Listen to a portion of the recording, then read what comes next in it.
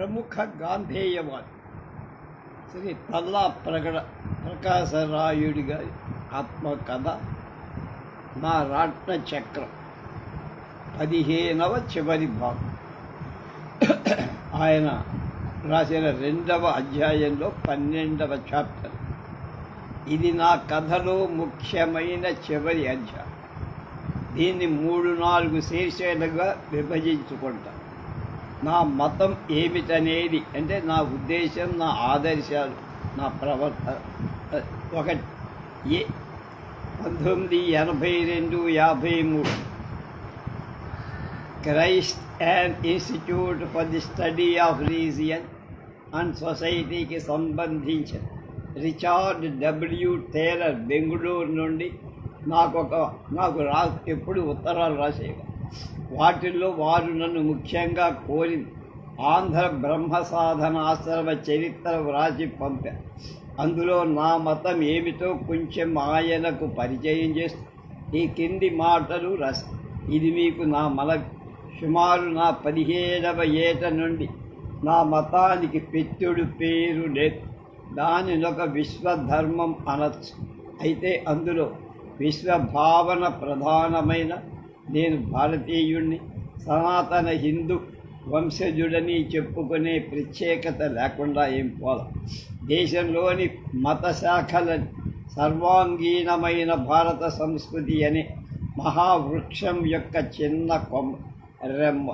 ఆ సంస్కృతి యొక్క బిడ్డను కావటం నా అదృష్టం. అంతేకాదు, హేతుబద్ధుడనైన పరిశుద్ధ జ్ఞానమూర్తి సోక్రటీస్ పాదరేణువును కూడా నేను చారిత్రక యుగంలో నెమ్మది చెడి కలత చెందుతున్న ప్రపంచాన్ని అహింసా సందేశాన్ని ప్రసాదించిన బుద్ధ మహావీరుడు నా గురుసత్వము.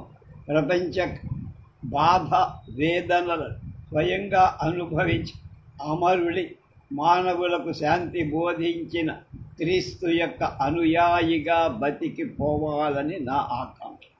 మానవ శ్రేణికంతకు పరమాత్మ ఒక్కడని, మానవాళికంతకు ముక్తి మార్గం కూడా ఒకటే అని గట్టిగా నమ్మి చరించిన పైగంబర్ మహమ్మద్ నాకు హమేషా వంచుడు, పవిత్రుడు, పుణ్యశీలి అయినటువంటి జొరాస్టర్ కూడా నాకు దైవ ది బిలవుడ్ అనే భగవంతుని హృదయాంతరవర్తిగా చేసుకొని ఆ ఆప్తుని చేరే మార్గం మన రూపలే ఉన్నదని సింధు సూఫీ యోగులు మాకు ప్రియతం. పూజా గృహంలోకి వెళ్ళి తలుపులు మూసుకొని జగత్స్వామి యొక్క ఏకాంత సేవలు నిమగ్నము కమ్మని క్వేకర్ మహర్షి నా అంతర్ముఖుడవై దైవాన్ని అర్చిస్తూ బయట కడబడి ఆయన భక్త కోటి ఏకం అవ్వు అని చెప్పిన బహాయి ధర్మ సాధకుడు నా సర్వస్వం. ధర్మ దివ్యను చేతబోని ప్రపంచ మానవులకు దారి చూపిన నానక్, కబీర్, తుకారం మొదలైన భక్త శిఖామణులంతా నాకు దారి దీప. ఇదే నా మతమని చెప్పి మీ వాడన్ అవ్వటానికి నేను మీతో మనవి చేస్తాను. లైఫ్ డివైన్ అనేది ఇహపరాలలో సర్వత్రా ఒకటి. మీ అభిప్రాయం కూడా ఇదే అనుకుంటా. మిమ్మొక చిన్న క్రీస్తుగా నేను భావిస్తాను. నా దృష్టిలో గీతాశాస్త్రం, కొండ మీద క్రీస్తు ధర్మ ప్రసంగం రెండు వస్తుతః ఒకటే. కాకపోతే New York bishop JH homes Gandhi ఉద్యమ ప్రారంభం 1921లోనే తన చర్చిలో ధర్మ ప్రసంగం చేస్తూ when I think of Gandhi I think of Christ Jesus అని ఎలా అనగలుగుతారు? గాంధీ జీససులు ప్రతి విషయంలో ఒకటి కాకపో ప్రపంచ మతాల పేరు, వాటి దేశాలు వేరైనా నిజానికి మత ధర్మం అనేది ఒక్కటే. మానవులంతా ఆత్మ సంభవులే, అలా అని తెలుసుకోవాలి. కానీ అందరూ జగన్మాత బిడ్డ. తెలుసుకున్న వాళ్ళ ఒక మహాకవి చెప్పినట్టు అదొక ఆనందం, స్వేచ్ఛ, విజయం. Joy, glory, freedom and victory. నీకు తెలియని విషయం లేదు. ఈ మాటలు వ్రాసేది మీకోసం కాదు, మరెవరి కోసం కాదు. ఇది నా జ్ఞాపకం, నాలో నాకొక హెచ్చరిక. నన్ను నేను తెలుసుకొని నేనై బతకటాన్ని లోపల నుండి ఉబికి వచ్చేటువంటి అలవాటు. నా శరీరాన్ని, మనసు పరిశుద్ధపరచుకొనుగాక. నా ప్రతి అవయం మీద మీ స్పర్శ తగులుతుండుగా అని భగవంతుడికి ఒక భక్త కవి ప్రార్థన. ఇది కూడా అంతే. బి. సంఘ పారిశుధ్యం. స్వర్గధామంలోని మీ తండ్రి పరిపూర్ణుడై ఉన్నట్లు మీరు కూడా పరిపూర్ణులు కండి. నీ పొరుగువాడిని నీలాగా ప్రేమించండి. నిన్ను దూషించే వారికి మంచి చేసి పంపించమని యేసు సందేశం. భగవంతుడి మాటగా మహాత్ముడు ఇలా సాక్ష్యమే. I was a hidden treasure, but I would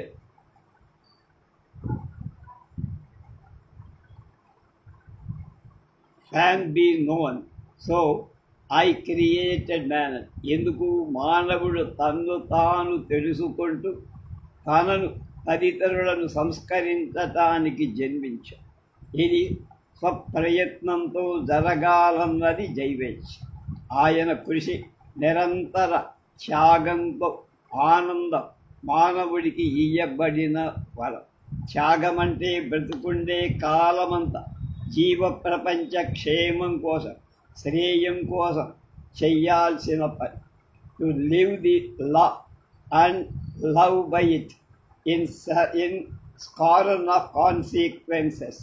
మనిషిలోని జంతుత్వం మానసికంగా మానవతగా మనలోని రక్తమాంసాలకు ఆత్మభాగ్యం కలగ. మన ప్రతి చిన్న పని సేవారూపం అది హేతు జ్ఞానాన్ని, అంతరాత్మను తృప్తిపరచ. జీవిత క్రియలన్నీ సామాజిక శ్రేయోదాయకాలుక సంస్కరణ యొక్క విశాలార్థమి. అందువల్ల మతం, సంఘం, రాజకీయాలు పరిశుద్ధమవుతాయి. ఒక్క మాటలో పెడతగట్టుకుపోయిన పాత సంస్థలకు కొత్త విలువలు రావు. మానవాత్మ స్వేచ్ఛతో కూడిన సుఖం కోసం అలమటిస్తోంది. మత దురభిమానాలు, పరస్పర దోషద్వేష, సాంఘిక దాస్యాలు అంతరించాలి. స్వార్థంలో దురాశలో పాపచింతనలో మృత్యువు ఉందని జాగ్రత్త చెబుతున్నారు పెద్ద ఋషులు. సంఘ సంస్కరణ ఈ జాగ్రత్తతో ప్రారంభం. అసతోమా సర్గమయ, తమసోమా జ్యోతిర్గమయ, మృత్యోర్మా అమృతంగమయ. లోకశాంతికై వ్యక్తిపరం, సంఘపరమైన ప్రార్థన. ఈ అధ్యాయంలో శీర్షకుకు వద్దాం. గాంధేయ స్వాతంత్ర ఉద్యమంలో హూ ఈజ్ హూ అనే శీర్షికతో ఉస్మానియా విశ్వవిద్యాలయ చరిత్ర ప్రొఫెసర్ సరోజిని రేగాని ఎంఏ పిహెచ్డి గారు ఇండియా స్వాతంత్ర సమర ఉద్యమంలో నా అనుభవాలు చెప్పమని నేనిచ్చిన జవాబులు 2 ఏళ్ల క్రితం టేప్ రికార్డు చేయించుకున్నా. ఆమె గారు నాకు పంపిన 21 ప్రశ్నలకు నా జవాబులే ఈ టేప్ రికార్డు. అందరి కొన్ని జవాబులకు మాత్రమే క్లుప్తపరిచి ఇక్కడ చెప్తాను. ప్రశ్న 3. ఆనాటి దేశ రాజకీయాలకు సంబంధించి ముఖ్యంగా ఆంధ్రలో మితవాదులు, అతివాదులు ఎవరున్నా? అంత గడ్డు మితవాద మర్యాదస్తులు ఈ రాష్ట్రంలో ఆర్తే ఎక్కువ మంది లేరు. జవాబు. రాజమహేంద్రవరంలోని శ్రీ జ్ఞాపతి సుబ్బారావు పంతులు వంటి మితవాద మర్యాదస్తులు కొద్దిమంది ఉండే.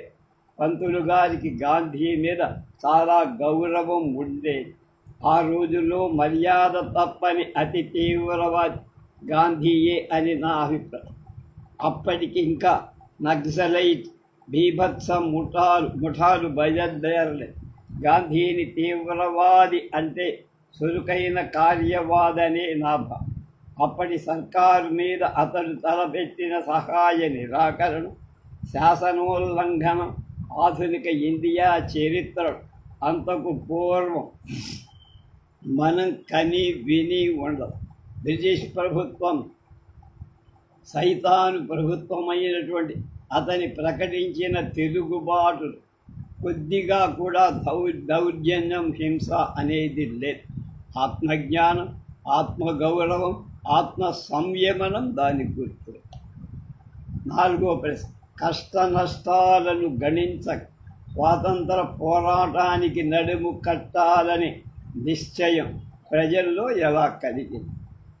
జవాబు, గాంధీ దక్షిణాఫ్రికా బదులు ఇండియాలో అడుగు పెట్టే దేశం మొత్తం మీద వాతావరణంలో చైతన్యం లేని ఉదాసీనత, అలక్ష్యమే నిండి మహాత్ముడు ఇండియాకు వచ్చి సబర్మతి ఒడ్డున ఒక ఆశ్రమ నిర్మాణంతో ఇండియా చరిత్రలో నూతన శకం ప్రారంభమై రాజకీయాలు తదితర సమస్యలు అటుంచి ఈ ఆశ్రమ స్థాపనతో ఒక అహింసా విప్లవం నెమ్మదిగా అదే చంపారణ్, ఖీరా సత్యాగ్రహాలకు దారితీసి అదే దారిని రౌలట్ శాసనాన్ని ఎదుర్కోవటం ఆ వెంటనే పంజాబులు బ్రిటిష్ దయ్యర్ అమాయకులైన ప్రజలు తల్లుల బిడ్డలపై చేసిన మూక ఉమ్మడి హత్యాకాండ దేశమంతా ఆగ్రహ ఆవేశాలు బయలుదేరి రాజ్యాంగ సమస్యల పట్ల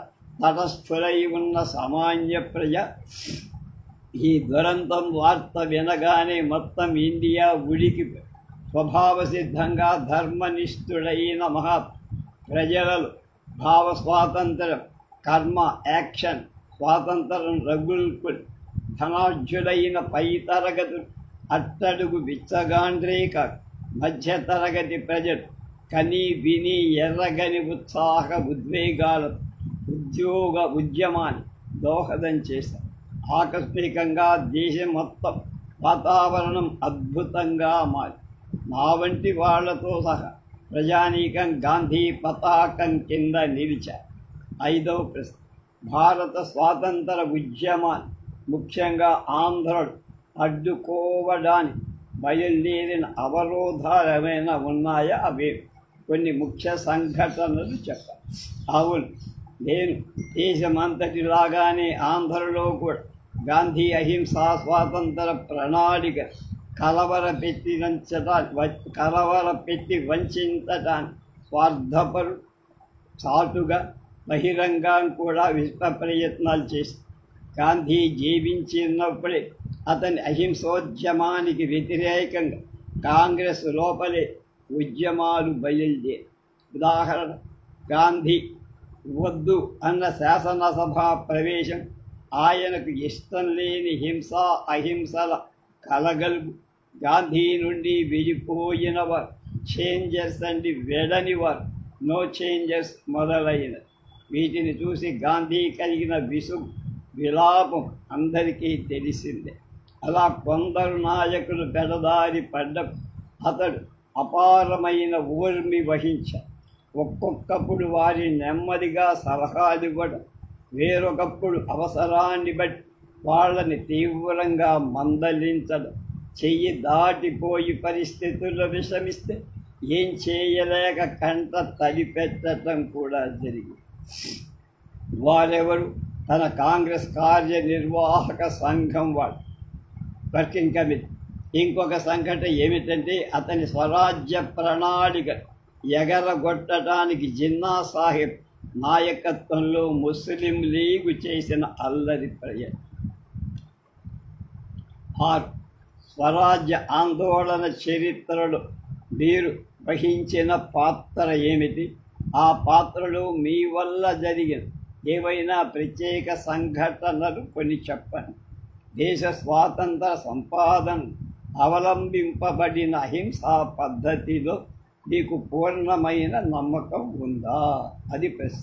జవాబు, సామూహిక అహింసా పద్ధతి పట్ల నాకున్న నమ్మకాన్ని గురించి నాకేమాత్రం అనుమానం, సంశయం లేదని నా మనస్సులోని మాట చెబుతానే. అహింసను విశ్వాసంతో చక్కగా వినియోగించగల కళ బాగా తెలిసి ఉంటే అంతకు మించిన సాధనం వేరొకటి మానవ జీవితంలో లేదని నా దృఢమైన నమ్మకం. దారుణమైన హింసాకృత్యాలతో ప్రపంచం ఇదివరకే విసిగిపోయి. Non violence is the activest force in the world if one can read అని మహాత్ముడు తరచుగా అంటున్నారు. వెడ్ టు ఏదో కెన్ వెడ్ టు తరచుగా నా జీవితాన్ని సరిదిద్దుకునేందుకు ఎప్పుడూ నేను జ్ఞాపకం చేసుకుంటూ ఉంటా. అయితే ఇక్కడ నేనొక కాన్ఫెషన్ చెప్పుకో. నా వంటి దుర్బల మానవు అహింసలో తమకొక విధమైన నమ్మకం ఉన్నా ఆ నమ్మకాన్ని కిభై విబద్ కిభై మరణ్ అనగల దృఢ విశ్వాసాన్ని స్థిరపరుచుకోగలగటం చాలా కష్టం. ప్రశ్న 7. జైళ్లలో మీ అనుభవాలు కొంచెం వివరించండి. Bellary cantonment jail superintendent mister గ్రీన్వుడ్తో నాకు తటస్థమైన ఒక మరుపురాని మహాద్భుతమైన అనుభవాన్ని గురించి వేరొక సందర్భంలో చెప్పా. అతన్ని ఎట్లా మనిషిగా మార్చిందో నాకు అంత ఇండైరెక్ట్గా ఉపయోగం. ఈ ఒక్క సంఘటనము మరే ఇతర నా జైలు అనుభవాలు పనిచేయాలి. 8. ఆనాటి రాజకీయ ముఠాల మధ్య ఏమైనా భిన్న అభిప్రాయాలు ఉన్నాయా?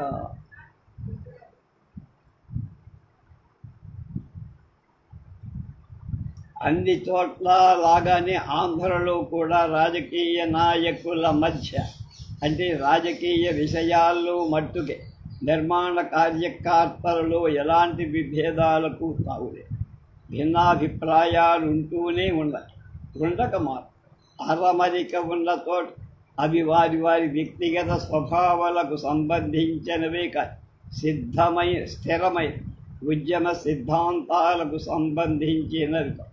అది నాకు తెలిసిన విషయం. ఎందుకంటే దేశానికి ఆనాటి ఉద్యమానికి ఏకైక నాయకుడు మహాత్మా గాంధీ మాత్రం. కార్యకర్తలందరికీ వారి వారి విధులను పూసగుచ్చినట్టు తేటపరిచి ఉన్నవాడు. కార్యకర్తలకే కాదు, నాయకుడు దేశ ప్రజలందరికీ గాంధీ స్పష్టీకరించి పెట్టిన మార్గాన్ని అందరూ తూచా తప్పకుండా అనుసరించి ఉంటే అదే జరగలేదు. పూర్వకాలపు అశోక చక్రాన్ని ఇండియా సర్కార్ తన మార్గదర్శిగా ఎన్నుకున్న దాని అడుగుదారులు వారు నడిచి ఉన్నట్లయితే అది మాత్రం జరిగిందా? గాంధీ తన నిర్యాణానికి ఒక్కరోజు ముందు 1948 జనవరి 29 తెల్లవారక ముందు రాత్రంతా మేల్కొని తయారు చేసి పెట్టిన తన చివరి విల్లునామా ది లాస్ట్ విల్ అండ్ టెస్టమెంట్కు అవసరమే లేకుండా పోయే.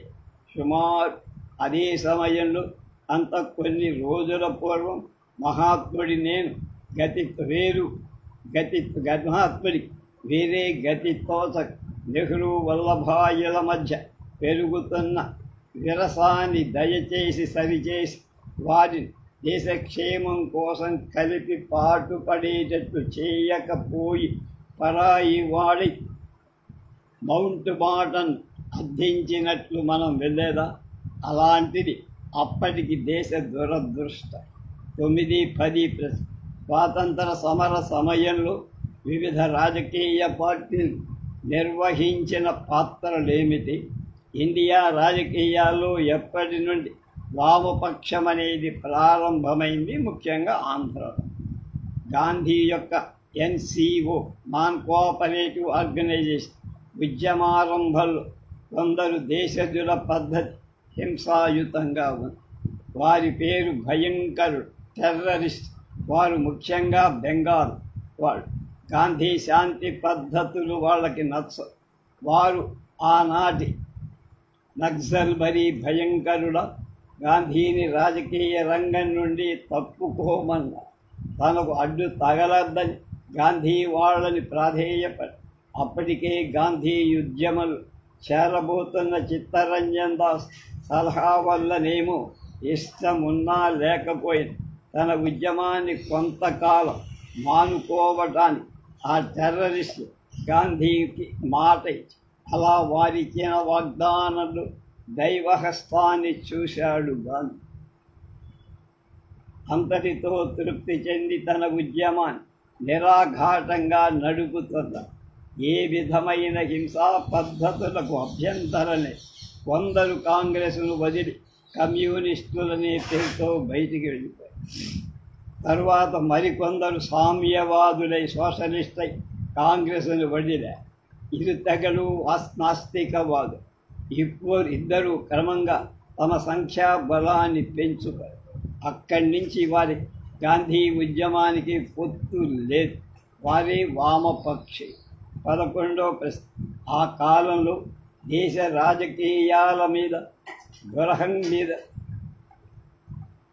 దురహంకారం మీద సంఘ వ్యవస్థ పట్ల గాంధీ ప్రభావం ఎలాంటిది?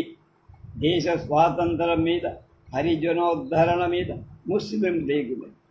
ఒక విధంగా చూస్తే గాంధీ ఉద్యమం వస్తుతః ఇండియాది మాత్రమే కాదు, నైతిక దృష్టితో అది యావత్ ప్రపంచ ప్రజానీకం యొక్క పాత ఆలోచనలు, ఆశయాలను అది మార్చేసి స్వేచ్ఛ, న్యాయాన్యాయాలు, త్యాగం, భయ అభయాలు, దేశభక్తి మొదలైన మాటల అర్థాలను చాలా వరకు మార్చేసి దేశ జనాభాలో అల్పసంఖ్యాకులైన ముస్లింల జట గాంధీ హృదయం సౌమ్యత కనపరిచి వారిలో ఉండిన హింసా దౌర్జన్య ప్రవృత్తి ఆయన ఖండిస్తూనే ఉన్నారు.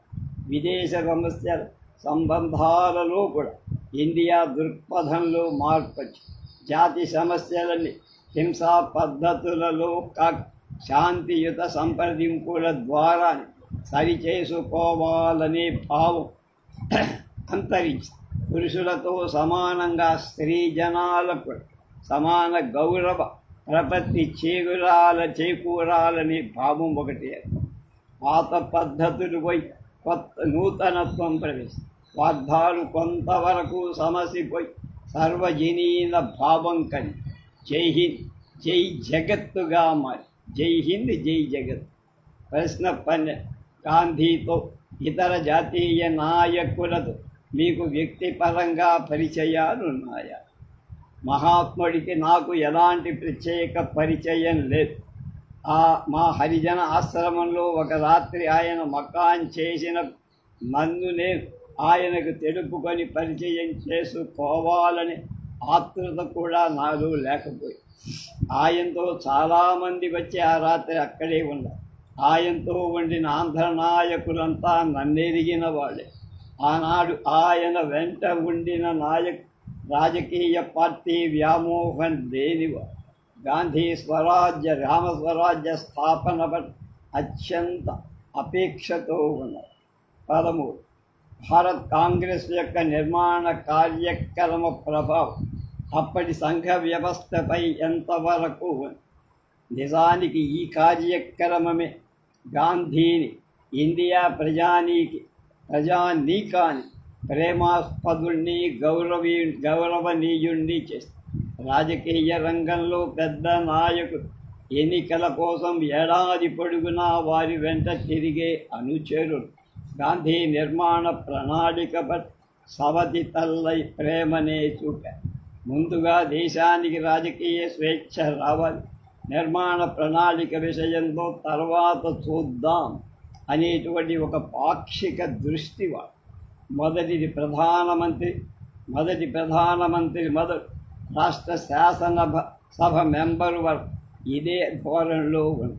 గాంధీ ప్రణాళికను మొదటి నుంచి వీరు ఇలా మభ్య పెడుతూనే వీరిది శుద్ధ అజ్ఞానంగా లెక్క వేశాడు గాంధీ. రాజ్యాంగ బలమే పదవులే సర్వస్వంగా చూసుకొని రాజకీయ జీవులు ఏమనగలడు? ఒక్క గాంధీ నాది చివర అరణ్య రోదనమైపోయింది. చివరి కాలంలో అతడు పొందిన నిస్పృహ భారత రాజకీయ జీవులు తప్పడడు అంచనాలు కూడా ఒక కారణమై ఉండకపోదని నాన్న. గాంధీ కాలంలో ప్రాణతుల్యంగా తలపబడ్డ మద్య నిషేధాన్ని గాలికి తుడిచిపెట్టాయి స్వతంత్ర కేంద్ర రాష్ట్ర ప్రభుత్వ. ఇప్పుడు ప్రతి ఇంట్లో కళ్ళు సారాయులు నిరాక్షేపణీయంగా నిండి దేశ సౌభాగ్యాన్ని ప్రజా పరిరక్షణ మంత్రంగా గాంధీ చెప్పిన కొంతవరకు అమోఘంగా అమరుపరచ బేసిక్ విద్య నిలువున ప్రాణం తీసి ఎత్తేసాయి స్వతంత్ర ఇండియా ప్రభుత్వం. మాతృభాష అసలే లేని ఇంగ్లీషు పెంట బాలబాలికల అక్షరాభ్యాసం చేస్తున్నదెవరు? ఇంతకు మించిన పాపం మరి దేశంలో అయినా ఉందా? గాంధీ కాలంలో జాతి వెన్నెముకగా కళకళలాడుతూ వృద్ధికి వచ్చిన ఒడుకులు ఖద్దరు వస్త్రం ఇప్పుడు చచ్చి తావకుడు కొన ఊపిరితో బతికి. ఇది స్వాతంత్రమని ఏ మానవుడు అంటాడు? ఎలా ఉంటుంది దేశ నిర్మాణ ప్రణాళిక గతి? తన మానం ప్రాణం పోసి దేశంలో శాంతి సుభిక్షత నెలకొల్పనించిన గాంధీ ప్రణాళిక సమూలంగా తిరగదోసిన సర్కారు జీవుడు అతన్ని జాతి పిత అని ఎలా అనగలరు? ఇంకా అంటున్నారు కూడా. అదే నాకు ఆశ్చర్యం. తన నిర్మాణ ప్రణాళిక ఒక్కటి 4 పాదాల నడిస్తే శాసనోల్లంఘనతో జైల ప్రవేశంతో పని ఉండదని అతడు పదే పదే చెబుతూ ఉండు. మరి ఈ నాయకుడు జాతికి అలవచ్చిందేమిటి? తాగుడు, మిల్లు చదువులు, మిల్లు బట్ట, మిల్లు బుద్ధి. ఇక పోనివ్వాలి. ప్రశ్న 15. మొదటి కాలపు గాంధీ ఉద్యమాలకు 1942 ఉద్యమాలకి తేడా ఎక్కడుంది? దక్షిణాఫ్రికాలోని గాంధీ సత్యాగ్రహంలో అక్కడి వేల కొలది ఇండియా కూలీ జనులు, అక్కడి ఇండియా వర్తకులతో సహా ఒక్క మనిషిలా గాంధీ వెనక బలంగా నిలబడి ఆయన ఆజ్ఞకు బద్ధులై చెప్పరాని కష్టాలను ఉద్యమాన్ని నడిపిన అక్కడి మహాత్ముని అనుచరుడు కూడా అతనికి ఎదురు చెప్ప అతడు గీచిన గీతపై నిలబడ్డా. అట్లా దక్షిణాఫ్రికా సత్యాగ్రహం ప్రపంచానికే ఒక ఆదర్శప్రాయమే. కనుకనే గాంధీ రాచి రంపాన పెట్టిన అక్కడి గవర్నర్ జనరల్ స్మర్ట్స్ సేనాని రిటైర్ అయి గాంధీకి శిష్యుడై. ఆశ్చర్యం! ఇండియా సత్యాగ్రహం అంత నైతిక బలంతో సాఫీగా నడవల. అడ్డుదారులు తొక్కి అనేక విధాలు గాంధీని రొస్తు పెట్టినవాడు కాంగ్రెస్లోనే ఉంది. అయినా దైవ నేతి పట్ల అతని సత్యాహింసనే బ్రిటిష్ అధికారాన్ని తొలగజేసింది. అలా కాక 1942 ఉద్యమం కేవలం కాంగ్రెస్ది కూడా అనలే. దేశస్థుల మధ్య భేదం లేని, పార్టీల మధ్య భేదం లేని జాతీయులందరూ కలిసి పాల్గొని ప్రభుత్వాన్ని లేచిపోమని క్విట్ ఇండియా ఉద్యమం 1942. దానికి తుది పోరాటం ఫైట్ టు ది ఫినిష్ అని పేరు పెట్టాడు మహత్. అయితే ఆ ఉద్యమం అహింసా షరతులకు మాత్రం కట్టిబడి ఉండాలి అన్నారు. 16 ఇండియా స్వాతంత్రాన్ని త్వరగా తీసుకొచ్చిన పరిస్థితి. అట్లీ ప్రధానమంత్రిగా ఉండిన లేబర్ పార్టీ ప్రభుత్వమే సత్వర స్వాతంత్ర ప్రకటన ఒక ముఖ్య కారణం. ఏ చర్చిలు కానీ బ్రిటిష్ ప్రధానమంత్రి అయి ఉంటే ఇండియా ఇడుములు అంత త్వరగా తీరి ఉండేవి కావు. బ్రిటిష్ సామ్రాజ్యం యొక్క బలం క్షీణించి నీరసపడడం ఒక్కటి ఇండియా స్వాతంత్ర ప్రకటన ప్రధాన కారణమని కొందరు. కానీ నా నమ్మకం అది కాదు. ఆధునిక కాలంలో కనివిని ఎరుగని మహాత్మా గాంధీ యొక్క తపశ్శక్తి, అహింసా కర్మయోగ బలమే సంభవామి యుగే యుగే అన్న ఆ మహాసంఘటన ముఖ్య కారణమని నా విశ్వాసం. 18వ ప్రశ్న.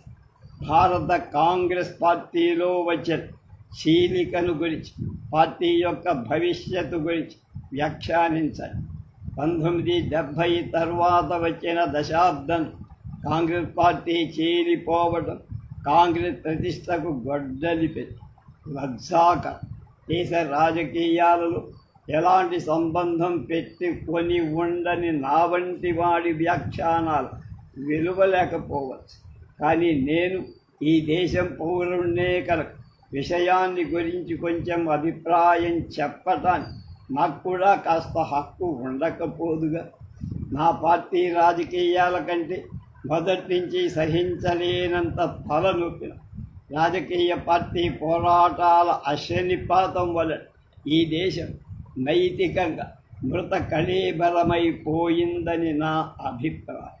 35 ఏళ్లుగా ఈ మృదనష్టపు పార్టీ జీవుల పట్ల ఎన్నికయ్యే ఒక్క వ్యక్తి యొక్క ఇండియా ప్రధానమంత్రి లేక రాష్ట్ర ముఖ్యమంత్రి ఇష్టాల మీద కాలని రొట్టి వంటి మన అజీర్ణపు రాజ్యాంగ విధానం ఎన్నో లక్షల కోట్ల ప్రజానీకపు బతుకు ఆధారపడి ఉండటం దేశానికి మహారిష్టం. ఈ విధానంలో దేశానికి ఎప్పటికీ విముక్తి ఉండదు. ఈ విషయమై గాంధీ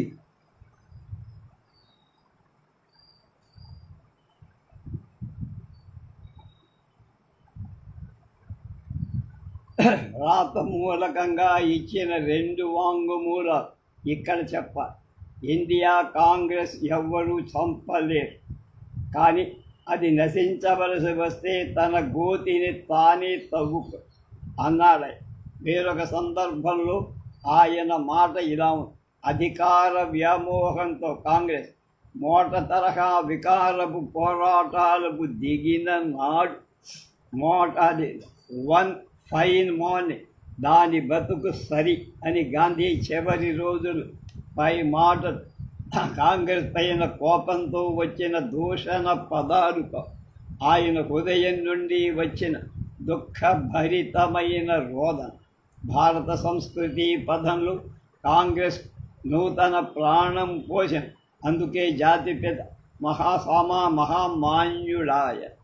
మా 2 ఏళ్ల పూర్వం 1885 100 ఏళ్ల పూర్వం 1885 పుణ్యపురుషుల చేత నెలకొల్పబడి నేడు పోరాటాల్లో పడి ఉన్న ఈ కాంగ్రెస్ భవిష్యత్తు పూర్ణానుస్వారం గుండుసలు లోతుగా గొయ్యి తవ్వబడి కప్పివేయడం కూడా అయిపోయింది.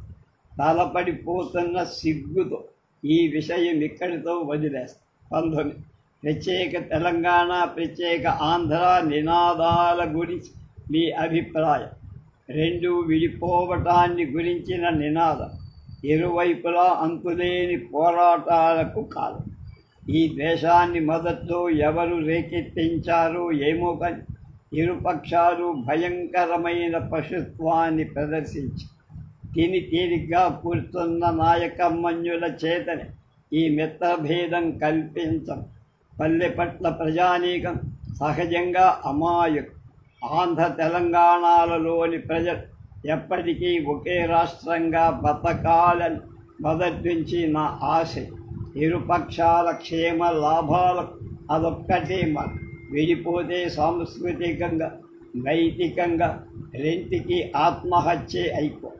ప్రపంచంలో అవి నవ్వుల పాలైపోయి పల్లె ప్రజలు ఏకమై నాయకులపై తిరగబడినప్పుడే స్వరాజ్యం వస్తుంది.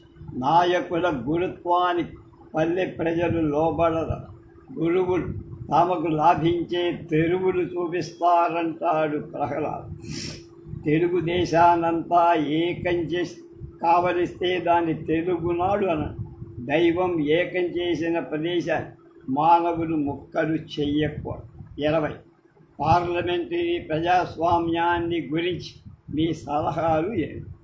ఇండియాలో ఆ మాటకు అర్థం లేదని నా అభిప్రాయం. భారత సంస్కృతికి ఆ పద్ధతి భర్జించదు.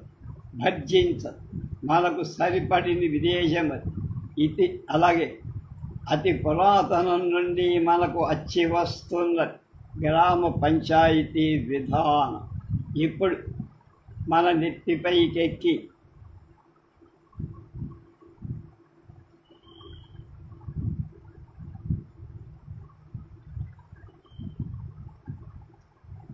కూర్చున్న స్వరాజ్యంలో కూడా గ్రామ పంచాయతీ అనే మాట వినపడు. అయితే ఇప్పుడు మనకున్న గాంధీ నిర్వచించిన గ్రామాలు కావు, అవి పంచాయతీలు కావు, అవి ఎండిపోయిన కళేబర శవాలు. 1948 జనవరి 28 రాత్రంతా మేల్కొని మహాత్ముడు రాసిపట్టి యావత్ భారత పంచాయతీ రాజ్య విధానం అతి సులువుగా, సహజంగా, నిస్సంకోచంగా ఈ దేశ పాలనను నిర్వహిస్తుంది. అయితే అది ఎవరికి కావాలి? ఇప్పుడు ఎన్నో శతాబ్దాల క్రితం క్రీస్తు చెప్పినట్టు జెరూసలం గుడి పూర్తిగా శిథిలమైపోయిన జనక మహారాజు వంటి జనప్రియావతార గాంధీ పుట్టుకొచ్చి రావాలి. భారత కాంగ్రెస్ పార్టీ వెంట తుడిచిపెట్టి భక్తు లోకసేవక సంఘంగా నూతన రూపం దాల్చాలి అని గాంధీ అప్పటికెల్లుండి స్వర్గారూఢుడు కాబోతుడు. అంటే 2 రోజులు అయిపోతారు. చివరికి వచ్చా. ఈ చివరిలో నేనిచ్చే వినమ్ర విస్పష్ట సలహా ఈ 30 ఏళ్ల పొడగున ఇండియా ధర్మరాజ్యాన్ని పాడు చేసిన ఇండియా పొలిటీషియన్ల ఏమంటే, నాయనా అమ్మా, ప్రజాపాలన పేరిట మీరు చేస్తున్న వ్యాపారాన్ని, పచ్చి వర్తకాన్ని ఈసారి కట్టిపెట్టేయండి. ఇప్పుడు ఎవడు పడితే వాడు ప్రతి వీధి దిమ్మరి దొంగ నోట్లతో అధికారానికి రావచ్చు. ఈ మాటలు వ్రాస్తుంటే నా తల దింబక్కుతోంది. ఇక వ్రాయను. 21 స్వతంత్ర ఇండియాను గురించిన మీ స్వప్నం నెరవేరిందా మహానుభావ? నా స్వప్నానికి ఏమొచ్చింది కానీ నేను బహు అల్పుణ్ణి. ఆ మహారాజు మన తండ్రి కన్న లోకరక్షా స్వప్నం, ఆయన దివికి వెళ్ళిన ఆయన కన్న ఇండియా గ్రామ స్వరాజ్య స్వప్నం మన అంతర్నేత్రం ముందు ముద్రితమై ఉంది. ఇండియా జాతకాన్ని శాశ్వతంగా వ్రాసి పెట్టిన సుస్వప్నం. నన్నిక్కడ మానవుడిగా పడవేసిన నీకు నమస్కారం ఓ సృష్టికర్త. అలాగే మళ్ళీ చేసి నీ పని పూర్తి చేసుకో. నీవేం చేసినా నిన్నే నమ్ముకొని అన్న మహాకవితో పాటు ఒక మూల నేను పడి ఉన్నా. స్వాతంత్ర యోధుడనబడే ఈ ముదుసరి ఇదే నేను అంటూ తన అనుభవాన్ని ఇలా చెప్పుకుంటున్నాడు. ఇలా తమ విధేయుడు తల్లాప్రగడ ప్రకాశరాయుడు. ఇందులో కొన్ని అరుదైన బొమ్మలున్న చిత్రాలు, అవి చూద్దాం.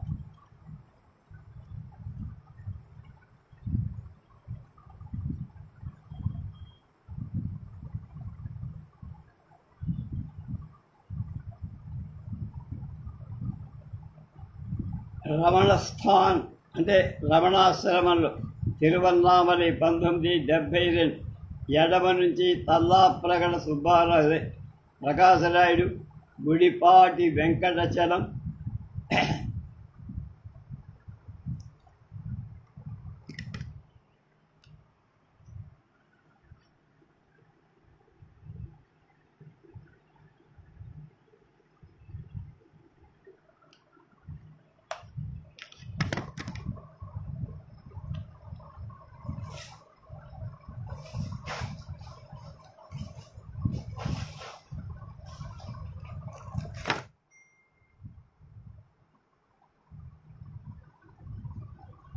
రాజమండ్రిలో వీరేశలింగం గారి ఇంట్లో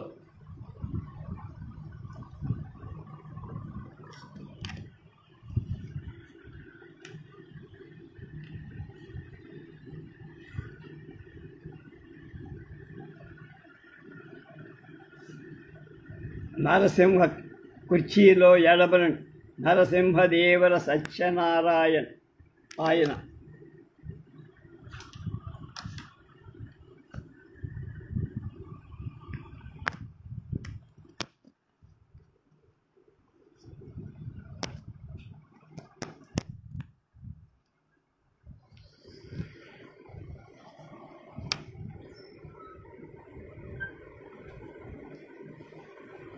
కందుకూరి వీరేశలింగం కనపడుతూనే ఉన్నారు. సల్లా సత్యనారాయణ కుడి శవ, కింద కూర్చున్న వాళ్ళు, వెనక నిలబడ్డవాళ్ళు తల్లా ప్రకట ప్రకాశరాయుడు, ఈయన ఇక్కడ అది. ఆయన తర్వాత కుడి పక్క ఉన్న ఆయన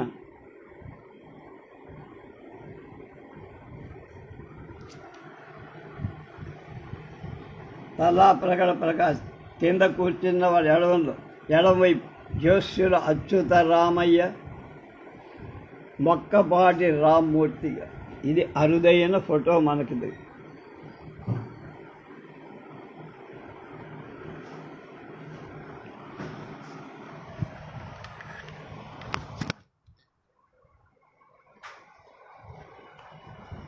పదమూడవ చాప్టర్ ముమ్మూర్తులు. ఈ క్రింది ముమ్మూర్తులు నాకు అత్యంత భక్తి భాజ, వారు నాకెప్పటికీ మరుపురా. డాక్టర్ చల్లా సుబ్రహ్మణ్యం గారు 1931లో Bellary cantonment jail doctor mister Greenwood, ఇప్పుడు జైలు సూపరింటెండెంట్.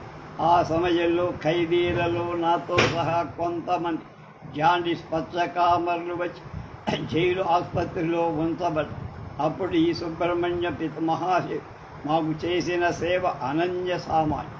ఆసుపత్రి నుండి ఒక ఉత్తరం ద్వారా నేను ఆయనకు నా కృతజ్ఞత తెలుపుకోకుండా ఉండలేకపోయి, నా ఉత్తరానికి ఆయన బదులు వ్రాసి పంపిన టైప్డ్ లేఖలో కొన్ని మార్పు.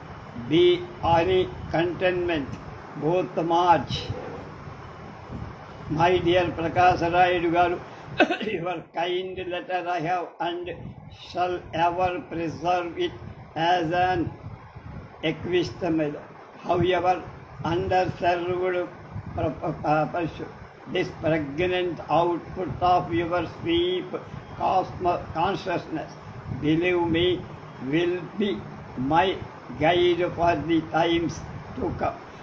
Such are the loving sentiments you have so kindly expressed towards my humble, unworthy self, and I shall ever strive to deserve them.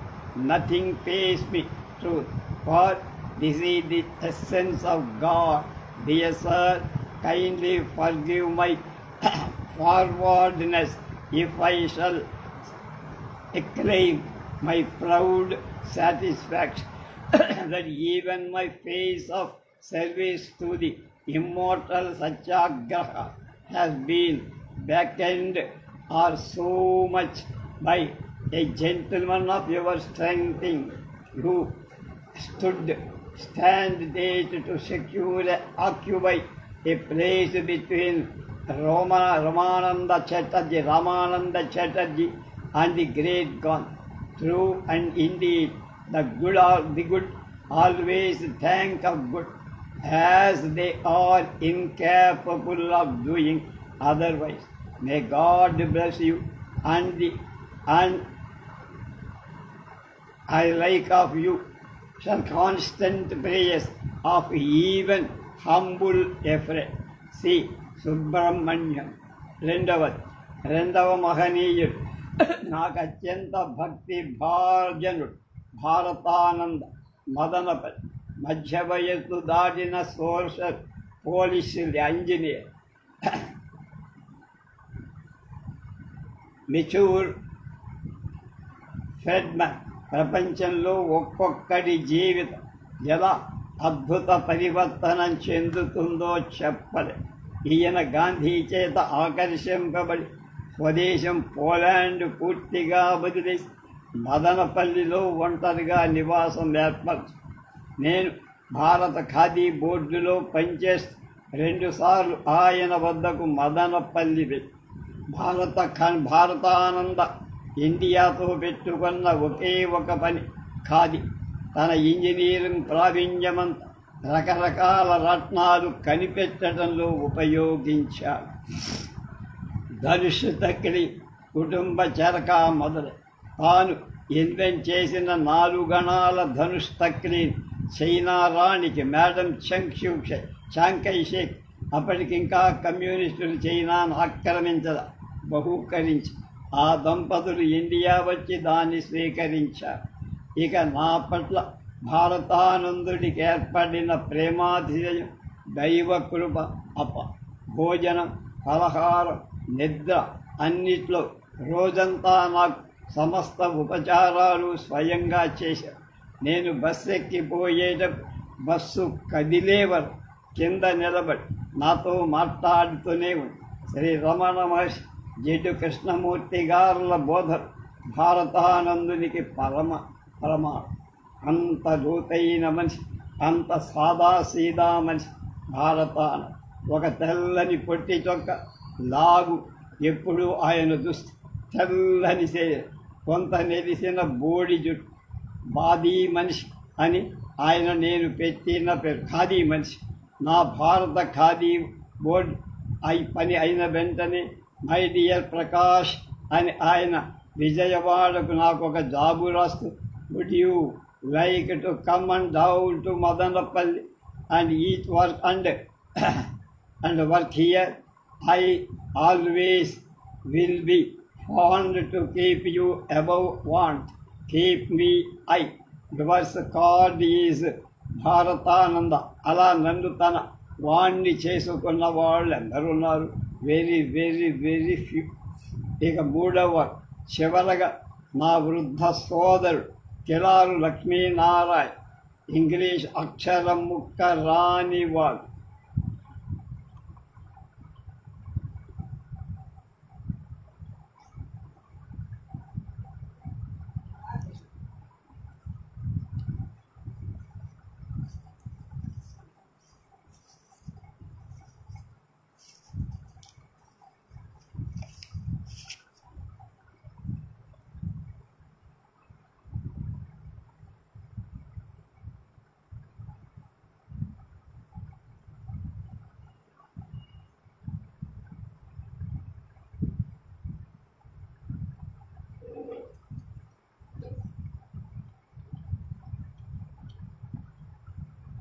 భూస్వామి ఆస్తి ఇవ్వవలసినంతగా భార్యకి ఇచ్చేశాడు.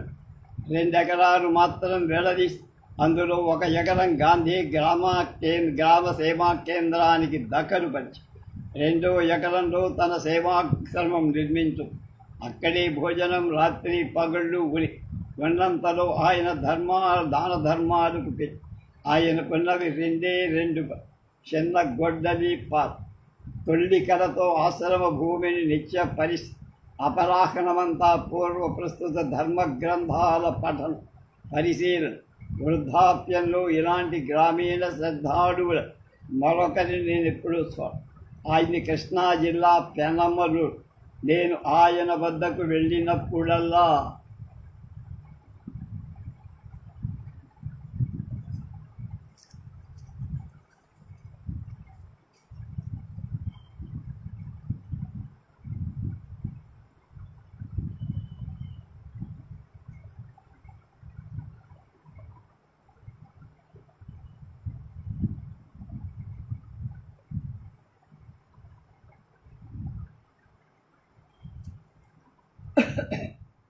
నన్ను ఊళ్ళో అందరితోనూ పునఃపరిచయం చేసి ధర్మజ్యోతికి చందాదీయడంలో కానీ అదనపు విరాళేవాళ్ళు ఇవ్వడంలో కానీ అలక్ష్యం చేసినా ఆలస్యం చేసి వాళ్ళను మందరి త్వరగా ఇప్పించే.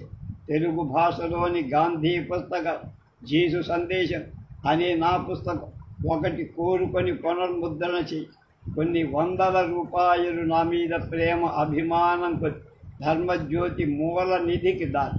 నేను పెరమలూరులో ఇన్నన్ని రోజులు తన సన్నిహితుల ఇంటికి భోజనానికి తీసుకువెళ్ళి నా భోజనం అయ్యే వరకు మా వద్దనే కూర్చొని మళ్ళా తన ఆశ్రమానికి తీసుకువెళ్ళి. అలా ఈ ముదుసలి మిత్రుడు లక్ష్మీనారాయణ గారు నకిలీ లేని ఖరారు మనిషి. దీనితో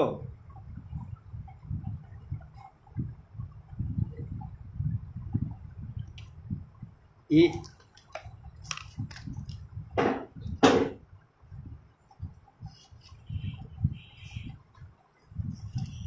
ఈ 15వ భాగంతో ప్రముఖ గాంధేయవాద్ అల్లా ప్రకాశరాయుడి గారి ఆత్మకథ నా రాట్న చక్రం పూర్తయిపోయింది.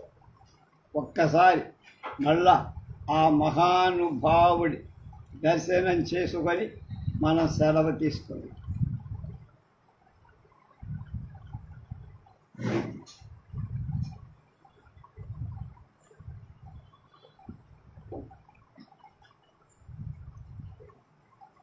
Hey.